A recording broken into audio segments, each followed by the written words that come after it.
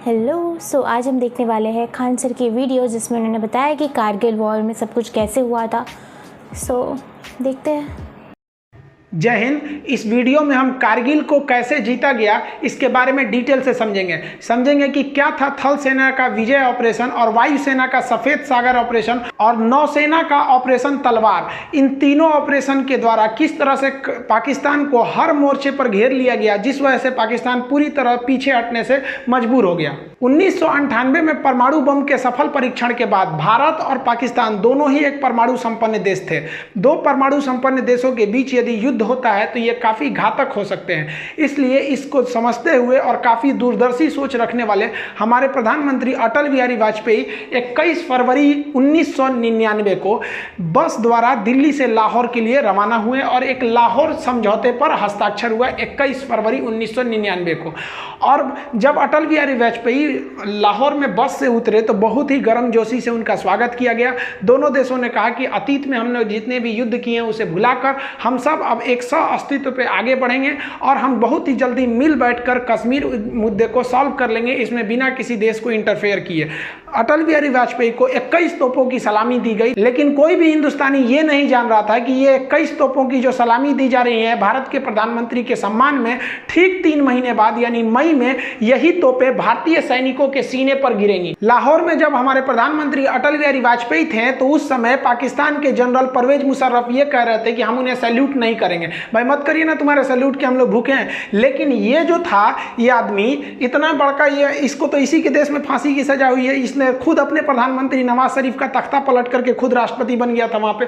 तो ये इसने क्या किया, एक प्लान बनाया, ऑपरेशन बद्र, अल बद्र प्लान बनाया। और इसमें ना कई जनरल थे, 4-5 लोग, यही लोग मेन थे। इनमें सबसे महत्वपूर्ण जो थे वो तो एकदम ये तो था ही भाई, ये जनरल ही थे परवेज मुशर्रफ। और यहाँ पे चीफ ऑफ जो जनरल स्टाफ थे अजीज खान और यहाँ मेजर जनरल जावेद हसन। ऐसा कहा जाता है कि पूरा जावेद हसन ने ही रूपरेखा तैयार किया था। हालांकि इतने लोगों का योगदान था कारगिल में।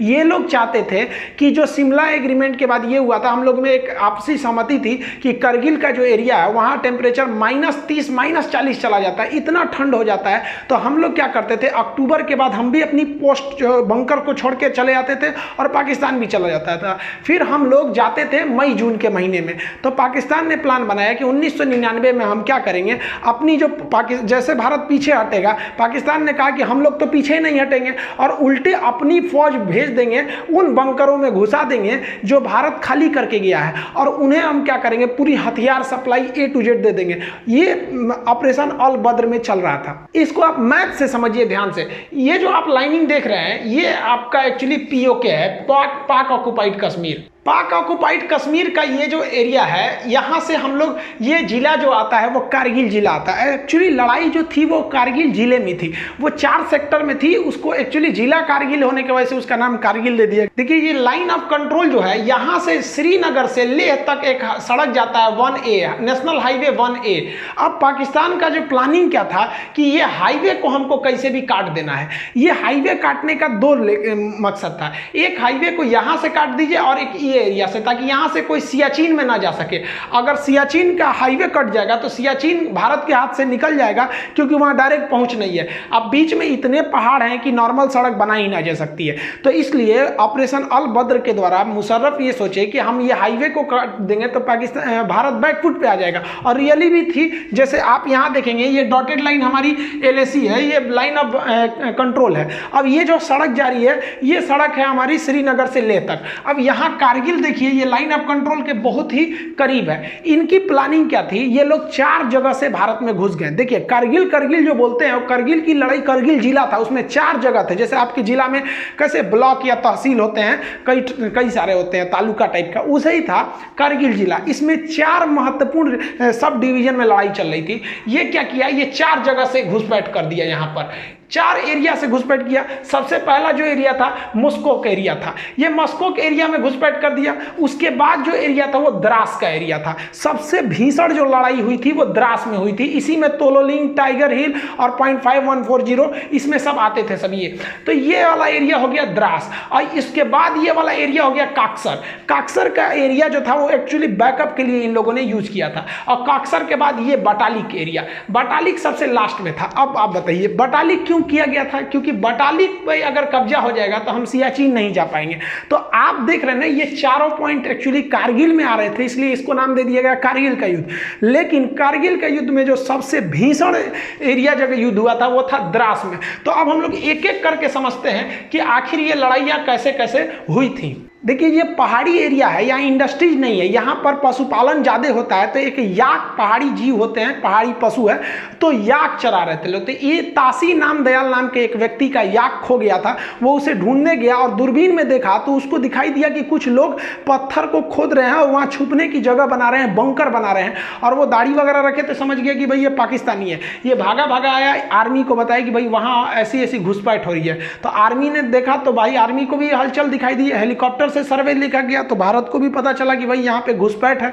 तो इसके लिए पेट्रोलिंग पार्टी, पेट्रोलिंग मतलब होता है जांच के लिए, पेट्रोलिंग पार्टी भेजी गई 5 मई को। 5 मई को भेजा गया पेट्रोलिंग पार्टी में 4 से 5 जवानों को वहाँ पर घुसपैठी। चारों से एक्चुअली पहाड़ पे आप चढ़ रहे होते हैं, वहाँ पहले से वो छुप के बैठे होते हैं, तो वो आराम से आपके ऊपर शूट कर सकते हैं। हमारे सैनिकों को उन लोगों ने मार दिया, हमारे सैनिक शहीद हो गए। इसके बाद जो हुआ वो एकदम भयानक हो गया। ये 9 मई को सीधा हमारा कारगिल के जिला पर, अब जैसे कारगिल का कई एरिया है, जैसे मस्कोक है, द्रास है, बटालिक है, काक्सर है, तो ये 4-5 अलग है, छोटे छोटे डिवीजन है, लेकिन एकदम मेन जिला पे ही कारगिल जिला में आके पाकिस्तानी आर्मी का एक तोप का गोला गिरा और भारत का जो एमुनेशन डिपो था जहां गोला बारूद रखा था पूरा वही उड़ा दिया और एक झटके में भारत को 127 करोड़ का लॉस हो गया।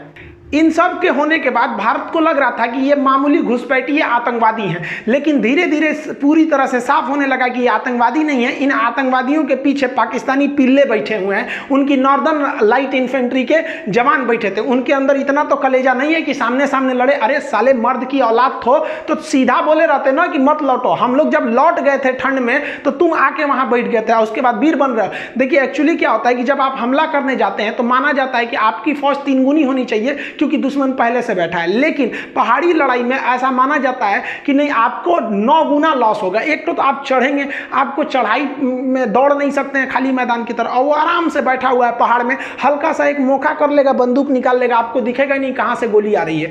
अब भारत के सामने यही बड़ी समस्या थी, कैसे कैसे हमला किया जाएगा। तो ये टोटल का एरिया देखिए कारगिल है, तो इसमें हम लोग जो देख रहे थे ये वाला एरिया जो है ये मस्कोक है, इसके बाद ये द्रास है। तो मेन जो झमेला था वही वो द्रास में था, क्योंकि द्रास जो है हाईवे के एकदम करीब में भी करीब का एरिया था और यहाँ की जो पहाड़ियाँ थी वो काफ़ी ऊंची थी, जिससे कि नेशनल हाईवे नंबर 1 पर कौन जा रहा है आराम से देखा जा सकता था। पाकिस्तान इतना डोमिनेंस कर लिया था कि नेशनल हाईवे नंबर 1 पर आप एक स्कूटर नहीं ले जा सकते थे बिना उनके हिसाब से, क्योंकि वो आराम से गोली मार सकते थे, सर पे गोली मारते थे एकदम टीप के वो सब। तो भारत को यहाँ पे बहुत बड़ा डिसएडवांटेज था, ये भारत की इंटेलिजेंस फेलियर थी, ये पूरी तरह से आके इन पहाड़ियों पर बैठ गए। अब ये जो आपका द्रास का एरिया दिख रहा है, ये भले इतना छोटा यहाँ दिख रहा है, अब ये देखिए पूरा का पूरा एरिया द्रास है।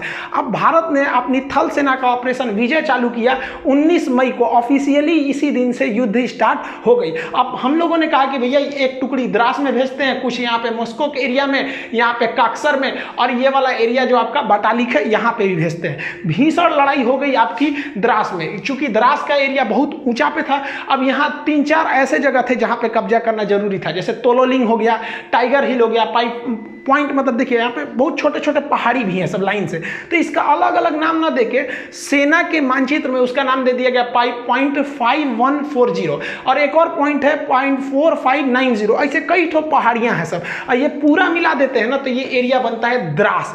अब इस द्रास के एरिया में युद्ध करना बड़ी भयानक था।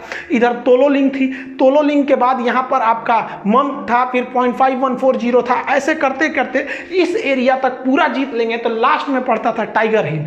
टाइगर हिल बहुत ही ज्यादा हाइट पर था और इन सब पे पाकिस्तानी बैठे हुए थे सब, इतना भीषण एरिया में ये लोग आकर बैठ गए थे। अब भारत को नीचे से जाना था इस एरिया में। जनरल परवेज मुशर्रफ के प्लान के हिसाब से उन लोगों ने भारत के 140 पोस्ट पर कब्जा कर लिया था, बंकर बना लिए थे, और हर पोस्ट में उन्होंने भारी मात्रा में heavy machine gun, mortar, artillery, पीछे से तोप का support, stinger, surface to air missile, हर तरह के मिसाइलों से लैस थे और वो लगभग 1500 की संख्या में थे। समस्या ये थी कि यही नहीं समझ में आ रहा था कि वो हमला कहां से कर रहे हैं। ये द्रास का सेक्टर अगर आप देख रहे हैं तो ये वाला जो एरिया है वो टाइगर हिल है। ये सबसे हाइट पे था इस एरिया में टाइगर हिल, लेकिन इसके इधर कई तो 0.5140 थी। यहां पर आपने सुना होगा विक्रम बत्रा, दिल मांगे मोर। तो ये लोग इस एरिया में ना जो हमारे राजपूताना राइफल थी, ग्रेनेडियर थी, जम्मू कश्मीर राइफल थे, जाट रेजिमेंट के सैनिक थे, गोरखा थे, कई सारे पूरी भारत के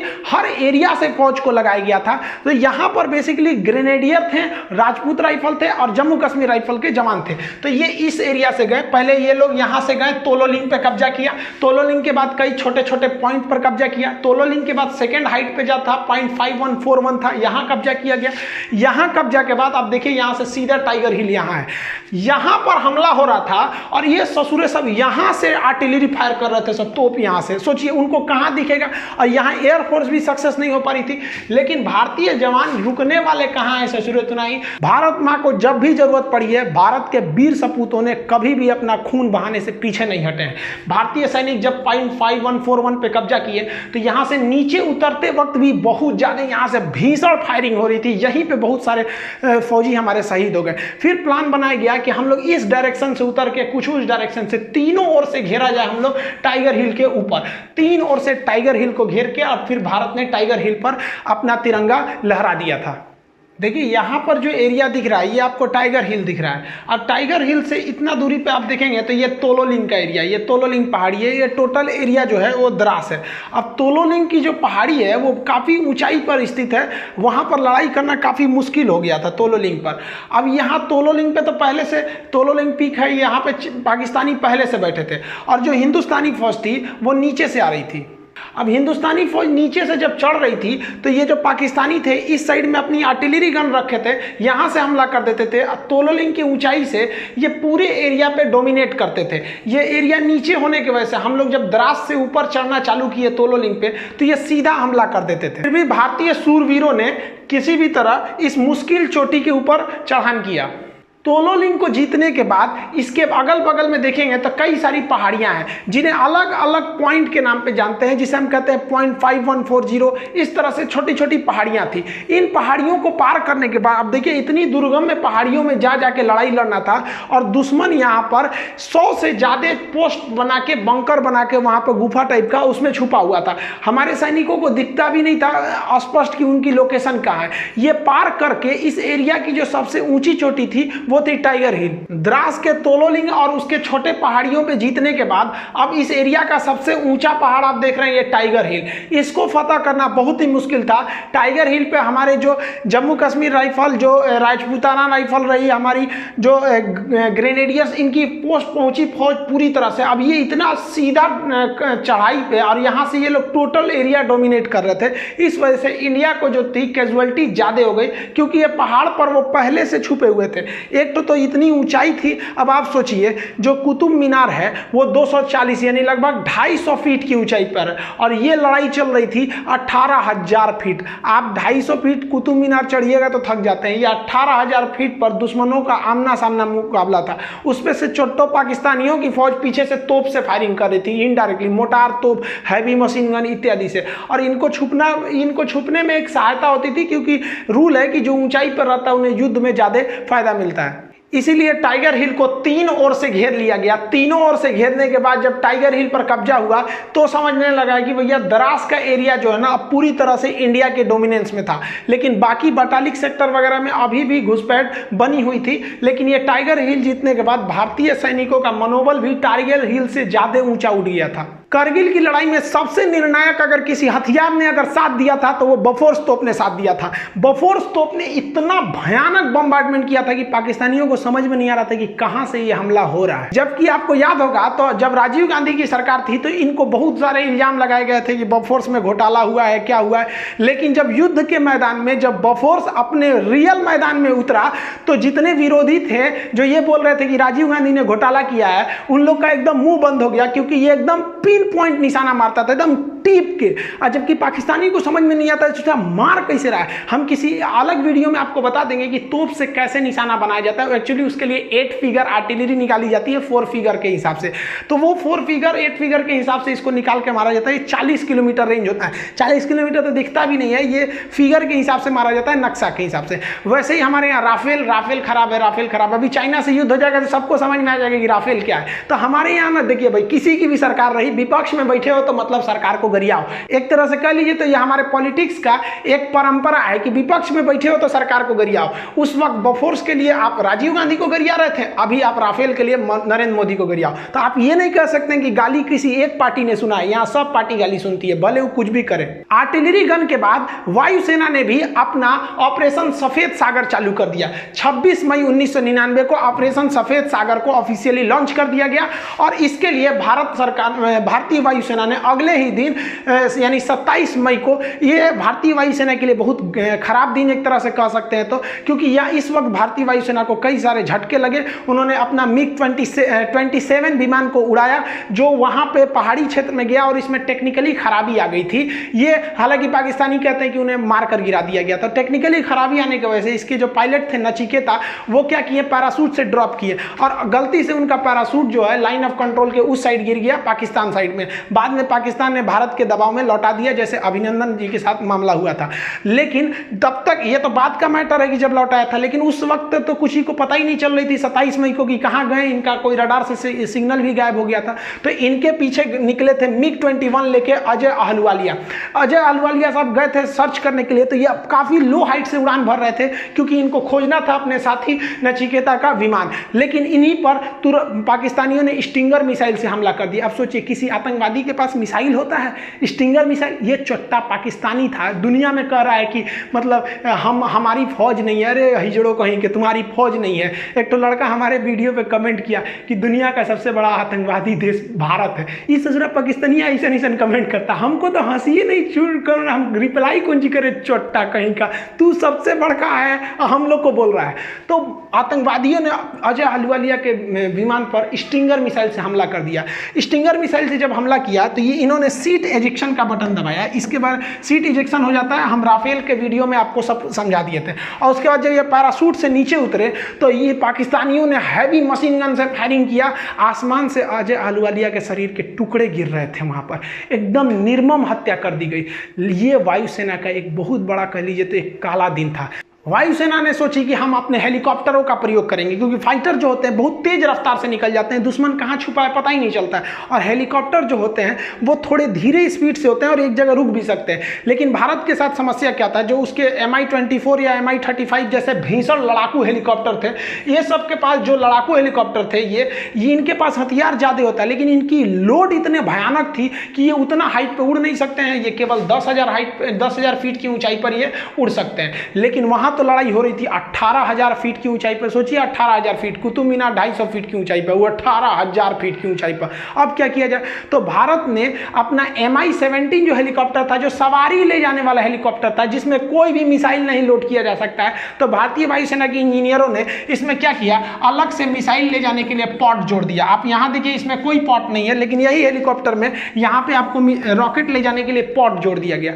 लेकिन इसमें एक खराबी थी, जो हमारे 4 Mi हेलीकॉप्टर थे, इसके पास आती हुई मिसाइलों के, क्योंकि पहले जो 2 विमान थे उन पर तो मिसाइल अटैक हो गया था, स्ट्रिंगर मिसाइल कंधे पे रख के मार दिया जाता है। तो ये लोग स्ट्रिंगर मिसाइल से बचने के लिए एक फ्लेयर का प्रयोग करते हैं। वो आग का गोला होता है। एक्चुअली स्ट्रिंगर मिसाइल जो होती है वो गर्मी को सूंघ के आती है, तो गर्मी को सूंघ के आती है, तो ये क्या करते हैं, जब इनको पता चल जाता है कि हमारे ऊपर स्ट्रिंगर मिसाइल आ रही है, तो वो आग का गोला फेंकने लगते हैं, जिसका जो इंफ्रारेड को मिसाइलों को अपनी ओर खींच लेता है, ये बच के निकल जाते हैं। तो भारत के जो हेलीकॉप्टर थे, 4 में से तीसरा जो हेलीकॉप्टर था, उसमें ये फ्लेयर वाला सिस्टम था, वो नहीं लगाया गया था, और यही खतरा हो भी गया। हमारा पहला हेलीकॉप्टर बम बरसा के आ गया, फ्लेयर से बच गया, दूसरा भी फ्लेयर छोड़ के बच गया, बम बरसाया, लेकिन तीसरा जो जहाज था वो भीषण हमला किया, और उसके पास फ्लेयर भी नहीं था, लेकिन इतने हमारे वायुसेना के पायलट बहादुर कि वो नीचे जहाज को लाया, एकदम एक्यूरेट हमला किया। लेकिन उसी बीच क्या हुआ, जो स्टिंगर मिसाइल थी वो तीसरे हेलीकॉप्टर को हिट कर गया। पीछे से आ रहा चौथा हेलीकॉप्टर जो वो एरिया था पाकिस्तानियों के बंकर को ध्वस्त कर दिया, लेकिन हम लोगों ने फिर अपना एक हेलीकॉप्टर खो दिया और उसमें हमारे बैठे जवान को हमारे जो जवान थे वो भी शहीद हो गए। भारत ने अपनी स्ट्रेटजी को पूरी तरह से चेंज कर दिया। भारत ने अपना फ्रांस निर्मित जहाज को लगाया जिसका नाम था मिराज 2000। एक्चुअली पाकिस्तान इस जहाज को खरीदने से इनकार कर दिया था, कहा था कि भैया बहुत बड़ा साइज का जहाज, हम इसको नहीं लेंगे। और भारत सरकार ने इस मिराज जहाज को वायुसेना ने लगाया।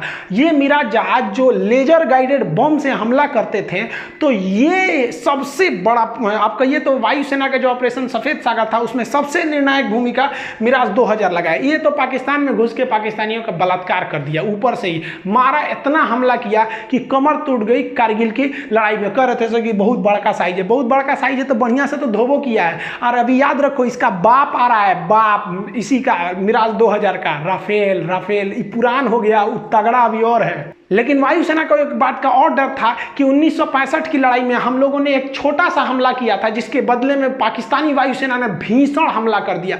इस बार उनके हमले से डर नहीं था। एक्चुअली दिक्कत क्या था कि पाकिस्तानी घुसपैठिए जो थे, उनकी नॉर्मल लाइट इन्फेंट्री के जो जवान थे वो घुस चुके थे पूरी हथियार को लेकर, और हम लोग को दिख भी नहीं रहा था। और अगर वायुसेना भारत की या पाकिस्तान की दोनों घुस जाएगी तो इसमें सबसे बड़ा फायदा क्या होगा, नीचे के घुसपैठियों को, क्योंकि हमारे जो जवान चढ़ रहे थे उनको तो ये पाकिस्तानी घुसपैठी मारिए रहते आराम से, ऊपर से उनकी वायुसेना भी मारने लगती थी। लेकिन इसीलिए भारतीय वायुसेना ने श्रीनगर एयरबेस, पठानकोट एयरबेस से अपने जो जितने भी घातक जो इंटरसेप्टर जहाज थे MiG-29 इसको तैनात रखा था कि अगर पाकिस्तानी वायुसेना आएगी तो तुम उससे जाके लड़ जाना, कारगिल के एरिया में घुसने ही मत देना।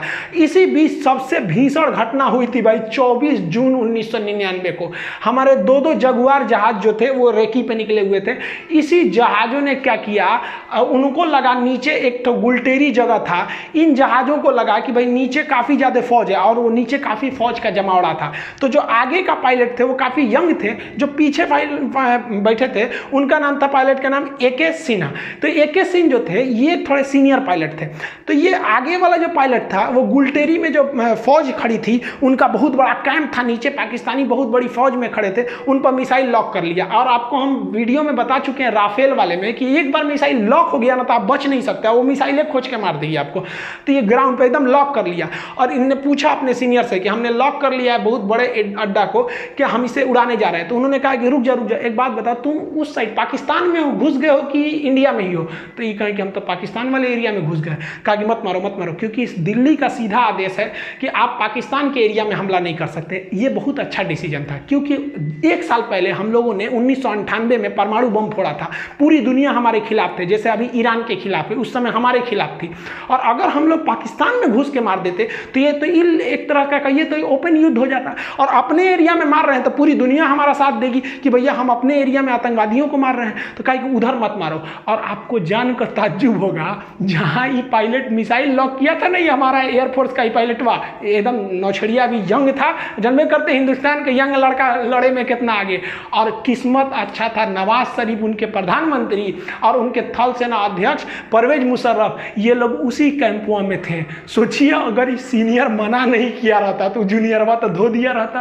अब आप याद समझिए थोड़ा, एक छोटा सा देश था ऑस्ट्रिया, जिसके राजकुमार की हत्या कर दी गई। उस हत्या की वजह से प्रथम विश्व युद्ध चालू हो गया। वही हाल था यहाँ, एक परमाणु संपन्न वाला दूसरे देश के परमाणु संपन्न के सेना अध्यक्ष को मार देने से कुछ खास बवाल नहीं होता है, क्योंकि सेना लड़ने के लिए, लेकिन राजनीतिक व्यक्ति की हत्या करने पर बवाल हो जाता है।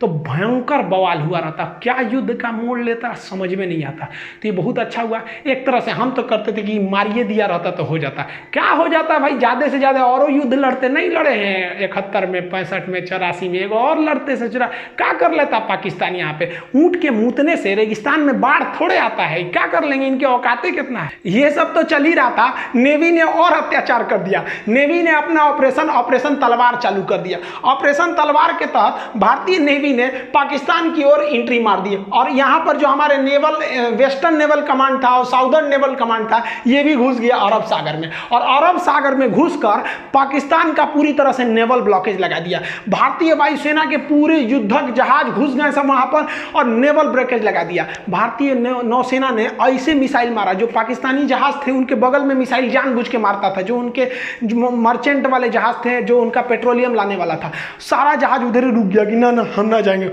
नेवी उधर मार रही है। पूरी तरह से पाकिस्तान का इतना भयानक नेवल ब्लॉकेज था कि पाकिस्तान के पास केवल 6 दिन का पेट्रोलियम बचा था, नहीं तो उसके बाद उन लोग गाड़ी चलाते लोग चलाओ ससुरा तुम्हारा पास, इतना भयानक काम किया था। तो नेवी के रोल को भी हमें भूलना नहीं चाहिए। पाकिस्तान जो है वो मदद मांगने के लिए चला गया अमेरिका में। 4 जुलाई को अमेरिका में इंडिपेंडेंस डे के रूप में मनाया जाता है, तो वहाँ क्लिंटन साहब के पास पहुँच गया। एक्चुअली जो पाकिस्तान है ना, पहले अमेरिका का रखेल था, अभी वो चाइना का रखेल बन गया। पहले वो अमेरिका से फसल था, तो अमेरिका से कहा कि सुनिए ना मदद करिए मेरा। अमेरिका के पास गया मदद करने के लिए, तो अमेरिका ने पूछ दिया नवाज शरीफ से, ये बताइए वो नॉर्दर्न इन्फेंट्री आपकी फौज घुसी है कि नहीं घुसी है? तो कहा कि हमरे फौज घुसी है और ये चोट्टा घुसा दिया बिना हमरे बतैले।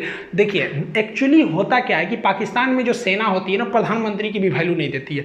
कारगिल के लिए 10% जिम्मेदार जो थे वो नवाज शरीफ थे, 90% ई चोट्टा जिम्मेदार था। अपने को बहुत बड़का समझता था, सिकंदर द्वितीय चोट्टा, कहीं के फांसी लगतो हो तोरा कुछ दिन में, अस्थिर रहो यहाँ पे। तो ये इनको तो पता था, ये तो बेचारा खुद अपने जनरल से डरते थे, जबकि ये इतना बड़का नमक हराम है कि इसको जनरल का पद नवाज शरीफ ने दिया था, जबकि ये सबसे जूनियर था जनरल की लिस्ट में, फिर भी इसको दिया। ये क्या किया, नवाज शरीफ को हटा के अगले साल खुद क्या बन गया, राष्ट्रपति बन गया। हम ही बढ़िया से हुआ। ये तो तू लोग यार अपने देश का नहीं है तो हम लोग का कहाँ से हो जाएगा रे। तो ये बिल क्लिंटन ने कहा कि सुन नवाज शरीफ, देर चक्कर मत कर यहाँ पे, तो पहले परमाणु बम फोड़ा है तो हम तोरा दिमाग खराब है, तू क्या समझता है, तू गलत काम करेगा हम तोरा साथ देंगे, पूरी दुनिया हमको नहीं थूकेगी, तू अपनी फौज पीछे बुलाओ। तो ये लोग अकेले रूम में बात कर रहे थे, तो बाहर में पाकिस्तानी जो इनके साथ जो गए थे सब चमचा बेलचा, वो कहते कि हाँ नवाज शरीफ हैं, इनको तो अमेरिका वैल्यू देगा, रखेल को तो कोई वैल्यू देता है, मुंह लटका के नीचे आए हैं, अमेरिका वैल्यू नहीं दिया, चलो फौज वापस बुलाओ। तब तक पगला ये चाइना गया था मदद करने कि हमको मदद कीजिए यहाँ पर। तब तक भारतीय जो थे सब टेलीकॉम वाले इसका बतिया रिकॉर्ड कर लिया सब, और भारत के अटल बिहारी वाजपेयी और जसवंत सिंह इन्होंने प्रेस कॉन्फ्रेंस में वो टेप सुना दिया कि ससुरा चाइना में कह रहा है कि हमारी फौज घुसी हुई है, और यहाँ एक्सेप्ट कर लिया। यानी दुनिया के मैटर पे ये तो चौपट हो गए। लेकिन ये चोट्टा हटने का नाम नहीं ले रहा था, क्योंकि ये चाहता था कि हम चुनाव लड़े यहाँ पर। बताइए हमारी सेना कितनी बेहतरीन होती है, सर्जिकल स्ट्राइक करके आई तो मोदी जी बोलने लगे कि हमारी सेना की है, हमारी सेना की है, नेता कहने लगे सब मारे, लेकिन फौज ने कभी नहीं कहा। बहादुरी यही होती है भाई, बहादुर की पहचान जंग के मैदान में होती है, मीडिया में नहीं होती है। लेकिन ये मानता नहीं था। तो ये सऊदी अरब के राजकुमार जो राजा थे उस समय फहाद, उन्होंने फोन किया इसको कि रे चोट्टा कहीं का, तू शांति से रह जो मैटर पे, न तो तोरा हम व्यवस्था कर देंगे। ये खुद अपनी आत्मकथा में लिखा है कि हम तो नवाज शरीफ को टपका दिए रहते अगर ये बीच में नहीं आए रहते। तो सोचिए ये अपने प्रधानमंत्री को टपका रहा था, रे चोट्टा। सारा घमासान, ये तो वर्ल्ड लेवल पे डेमोक्रेसी चल रही थी, और उधर भारत की जो फौज ना कह के लेंगे मार रही थी एकदम बढ़िया से, और धो रही थी जब पाकिस्तानियों को ना, तब उन लोग को समझ में आया कि भाई साहब बहुत बुरी फंस गए पाकिस्तान। इनको लग रहा था, ये क्या कह रहे थे कि हमने पाकिस्तान की गर्दन पकड़ ली है। अरे ससुरे तू नहीं, तू का हम लोग का गर्दन पकड़ेगा। बड़ी एक गनीमत मनाओ ना कि जितना हरामीपन तुम लोग करते हो ना, अगर भारत ने एक बार हरामीपन किया ना तो तुम लोग इतिहास में पढ़े जाओगे। एक देश हुआ करता था, पाकिस्तान नाम था। जैसे भारत में कैसे छोटा बच्चा को कहानी सुनाया जाता है, चंदा मामा दूर के, वही पाकिस्तान ऐसा था, बाबू बाबू हल्ला मत करो नहीं तो पाकिस्तान की तरफ थुराओगे। सोच तू लोग ना पूरी दुनिया में ना मुसलमानों का नाम चौपट किया तुम लोग के वजह से पूरी दुनिया में ना मुसलमानों को गाली दिया जाता है। ये चट्टा क्या करेगा, कहीं जाके बम फोड़ देगा। अरे यार तुमको इतने माँ के दूध में तो इतना गर्मी है ना, तो आओ ना हमारी फौज खड़ी है, काय लिए पीछे से हमला करता है चट्टा कहीं का। तो देखिए इन लोग पे भरोसा करना नहीं चाहिए। 14 जुलाई तक पाकिस्तान के जितने हिजड़े घुसे थे उन सारे हरामियों को भारतीय सेना ने मार दिया। और राजनीतिक रूप से अटल बिहारी वाजपेयी ने घोषणा कर दिया कि पाकिस्तान ने हमारे पीठ पर खंजर मारा था, हम उसके सीने पे गोली मारे हैं। ये देखने में व्यक्ति बूढ़ा था, इनको कम मत समझिएगा, बुढ़ापा में परमाणु परीक्षण करने वाला प्रधानमंत्री हमारे अटल बिहारी वाजपेयी। हम उन खुश नसीबों में से हैं जिन्होंने प्रधानमंत्री के रूप में अटल बिहारी वाजपेयी और उसी समय राष्ट्रपति के रूप में एपीजे अब्दुल कलाम को देखा है। ये नसीब अब किसी को नहीं होगा जो एक साथ इतना योग्य राष्ट्रपति और इतना योग्य प्रधानमंत्री देखने को मिले। अब ये नसीब किसी को नहीं होने वाला है जो दो बड़े नेता इतने योग्य हो जाए। इन्होंने कह दिया 14 जुलाई को कि भैया ये ऑपरेशन हमारा विजय सक्सेस हो गया, लेकिन आर्मी ने कहा कि ना ना भाई सब पे भरोसा करना, ये पाकिस्तानियन पे नहीं। अब सेना ने एक एक करके घूमना चालू किया, कहाँ कहाँ पाकिस्तानी छुपे हैं सब। तो पूरी तरह से 26 जुलाई को सेना ने कहा कि एक को कुत्ता नहीं बचा है। इस ससुरा सब लाश लेने नहीं आया था अपनी फौज का, कह रहा था कि हमारी फौज नहीं है, जबकि जेब में आई कार्ड था कि पाकिस्तानी आर्मी नॉर्दर्न इन्फेंट्री। ससुरा कहीं अरे लाश तो ले जाते यार, हम लोग लाश दे सकते थे।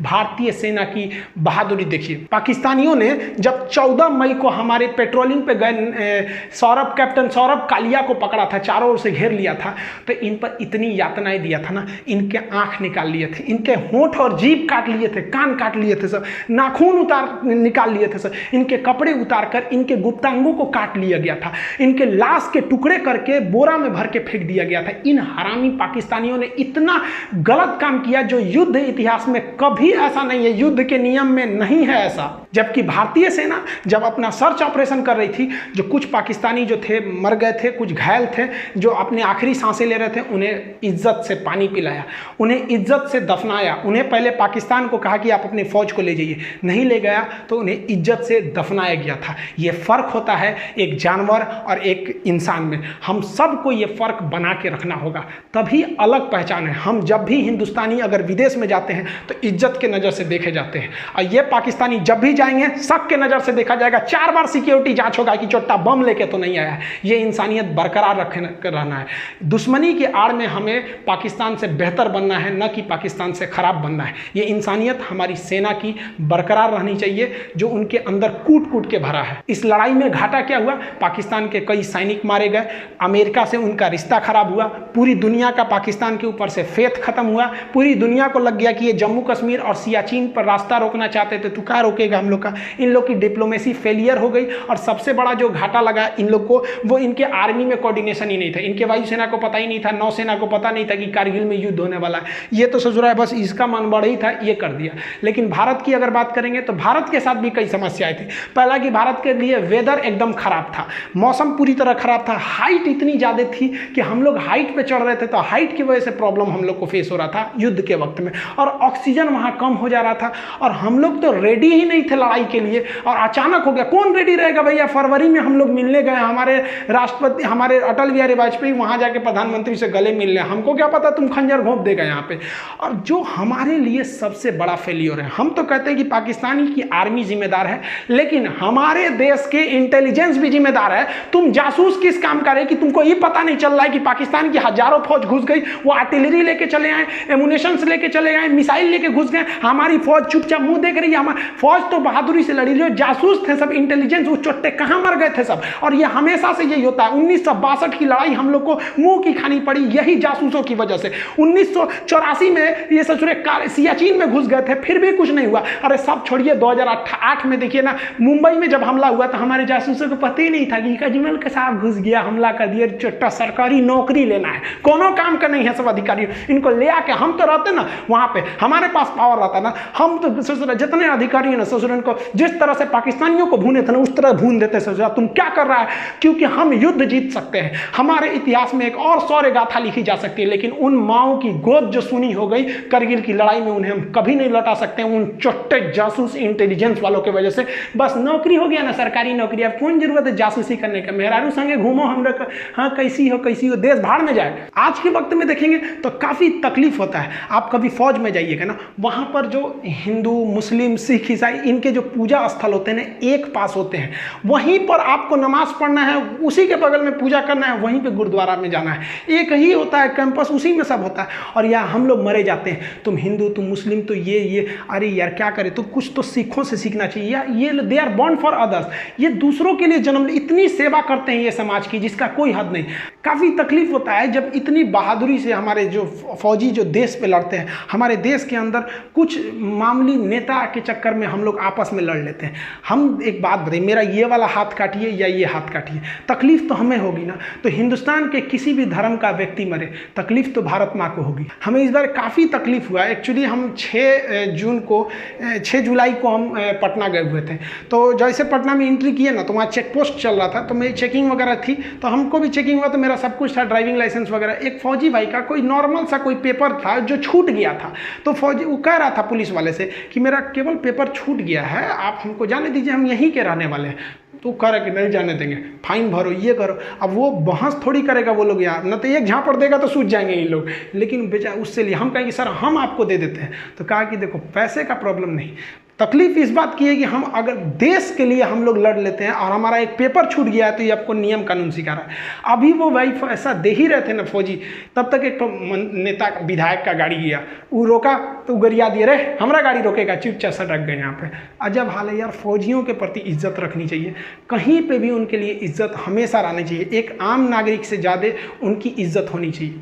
जिस वक्त करगिल की लड़ाई हो रही थी, वो पहली लड़ाई थी जो हम लोग टीवी पे देखे थे। अटल बिहारी वाजपेयी ने बहुत अच्छा काम किया कि हमारे पूरे देश की जनसंख्या को युद्ध के माहौल को दिखा दिया, जिससे कि हम सब एक हो गए। उस वक्त से बरखा दत्त एक पत्रकार होती थी, अभी भी हैं वो काफ़ी रिपोर्टिंग करती थी। हम लोग छोटे छोटे थे, तो हम लोग 15 अगस्त के दिन प्रोग्राम लिए थे, तो छोटे छोटे थे, तिरंगा लेके भाषण देने गए थे। हम अभी बच्चे हैं, दांत हमारे कच्चे हैं, हम भी लड़ने जाएंगे, सीने पे गोली खाएंगे, मर जाएंगे, मिट जाएंगे, भारत देश बचाएंगे।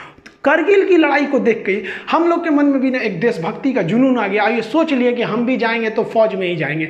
इसीलिए हम लोग जब 10th पास किए तो एनसीसी किए। एनसीसी में सी सर्टिफिकेट, फायरिंग वगैरह सब वहीं सिखाया, हथियार के बारे में हम लोग को। उसके बाद एनडीए का एग्ज़ाम दिए हैं लोग, ताकि हम लोग जाके एक ऑफिसर रैंक की जॉब ले सकें आर्मी में। तो एनडीए का जब आप एग्ज़ाम देंगे ना, तो एक सर्विस सिलेक्शन बोर्ड होता है एसएसबी, वो इंटरव्यू लेती है 5 दिन का। उसके बाद आगे आपको रोक लेती है मेडिकल के लिए। तो हम इलाहाबाद गए थे एसएसबी इंटरव्यू देने के लिए, वहाँ चेस्ट नंबर वगैरह सब मिलता है। तो वहाँ पे जब गए थे तो इंटरव्यू वगैरह में, लेकिन बाद में काफ़ी खुशी हुआ वहाँ पे कि हम यहाँ आ गए, कुछ ही दिन बाद हम फौज में ऑफिसर हो जाएंगे। लेकिन क्या हुआ कि जब मेडिकल में गए ना, तो मेरा हाथ टेढ़ा है। अगर आप देखेंगे ना, मेरा हाथ काफ़ी टेढ़ा है, यहाँ पे 21 डिग्री का एंगल है। मेडिकल अनफिट के वजह होने की वजह से हमको छाट दिया गया। मेरी ज़िंदगी का ना एक सपना ही टूट गया, भाई फौज में जाना चाहते। हम काफ़ी फ्रस्ट्रेट हो गए थे। तो हमारे जो एनसीसी के सर थे, सूबेदार सुनील सिंह राजपूत, वो राजपूत रेजिमेंट के थे, उनको कॉल किए कि सर हम एनडीए में, अब हमारा हाथ तो टेढ़ा है, अब तो हम कभी नहीं जा सकते, ना एनडीए से जा सकते ना सीडीएस से। कहे कोई बात नहीं, तुम आगे अब फर्दर कुछ और देखो, क्योंकि एपीजे अब्दुल कलाम भी गए थे, तो उनका भी सिलेक्शन नहीं हुआ था। तो जब इतने महान लोग का नहीं हुआ, तो थोड़ा सा अपने आप को समझाने का एक हिम्मत आया कि नहीं, अब हम भी कुछ कर सकते हैं देश के लिए। इन्होंने बहुत कुछ किया, हम लोग तो इनके पैर के धूल के बराबर भी नहीं है। हम आप सबसे कहना चाहेंगे कि जहां भी रहें, आप फौजियों के लिए एक रिस्पेक्ट बनाए रहें। हम लोग के घर के आगे से जब करगिल के वक्त में गाड़ियां भर भर के जाती थी, ट्रेन ना, हम लोग ट्रेन के ट्रैक के किनारे खड़ा होकर सब लोग सैल्यूट करते थे, जय हिंद सर। छोटे छोटे हम लोग थे। तो अभी भी आप भी जहाँ रहिए उनके रिस्पेक्ट करिए, क्योंकि वो वहाँ खड़े हैं, हमारी बदले की तकलीफ वो अपने सर झेल रहे हैं, इसलिए हम आज यहाँ मुस्कुरा रहे हैं। मिलेंगे नेक्स्ट वीडियो में आपसे, तब तक के लिए जय हिंद। सो यार, इंडिया ने कितनी ज़्यादा प्रॉब्लम्स झेली थी कारगिल युद्ध के टाइम पर। बहुत चीटिंग की पाकिस्तान ने भी। वैसे आपको वीडियो कैसा लगा कमेंट में ज़रूर बताना। मुझे वही सब याद आ रहा है कि क्या क्या रिपीट हुआ था। चैनल पे नहीं हो तो चैनल को सब्सक्राइब कर लो, वीडियो पसंद आए तो इसे लाइक कर दो। मैं चलती हूँ, बाय बाय।